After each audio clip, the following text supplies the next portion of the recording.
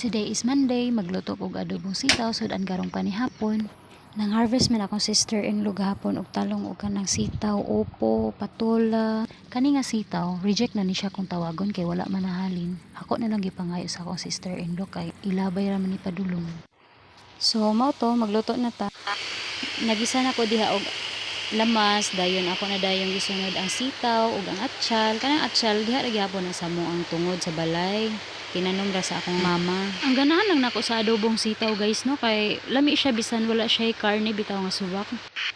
Arti ba kay ni akong mga anak guys, dili jud mo kaon og dili lami ang sudan. Labi na ni si Sofia, hagoy tabang na lang gayud. Nya nagbutang nako diha og ganang half chicken cube. Nya butangan sad nako og ganang black pepper gamay, tubig gamay aron na isabaw-sabaw kay in case dili mo kaon si Pia Violet. At least na siya sudan nga sabaw. Naluto na ang kanon guys. Mga na ta.